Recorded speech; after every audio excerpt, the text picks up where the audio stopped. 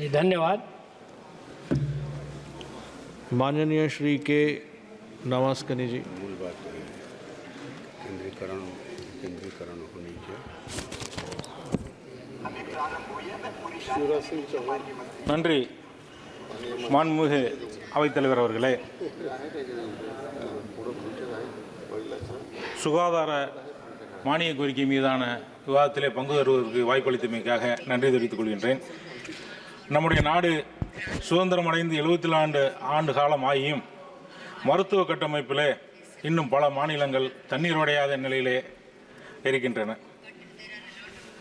இந்த நிலையிலே சுகாதாரத்திற்கு ஒன்றிய அரசு ஒதுக்கி இருக்கக்கூடிய நிதி என்பது பொருத்தமானதாக இல்லை.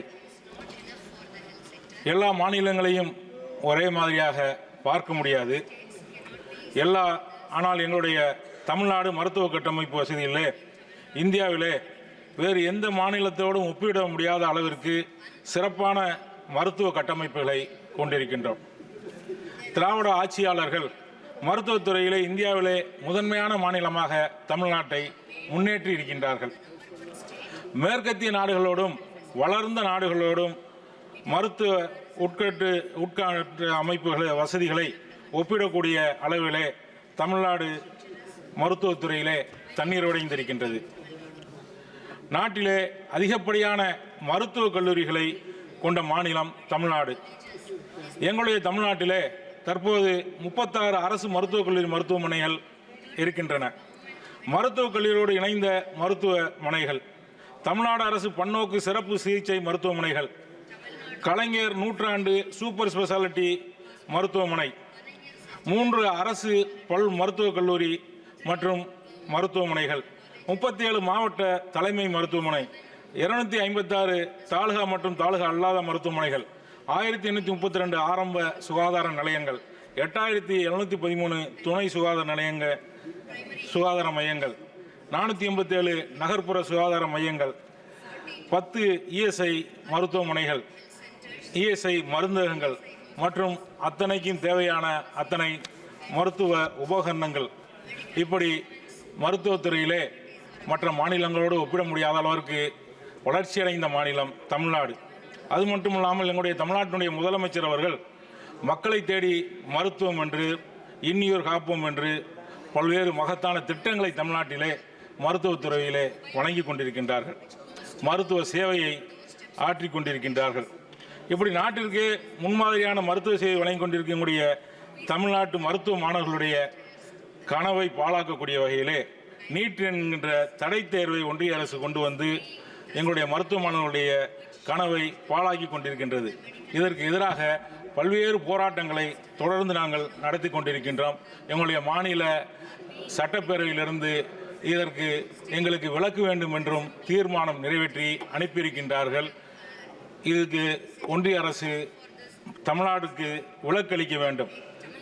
இதுபோல ஒன்றிய அரசினுடைய 2015 நிதிநிலை அறிக்கையிலே அறிவிக்கப்பட்ட மதுரை எய்ம்ஸ் மருத்துவமனை தற்போது வரை கட்டி முடிக்கப்படவில்லை.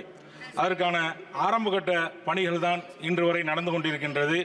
நம்முடைய மாண்புமிகு பிரதமர் அவர்கள் 2019ஆம் ஆண்டு தேர்தலுக்கு முன்பாக வந்து அடிக்கல் நாட்டினார்.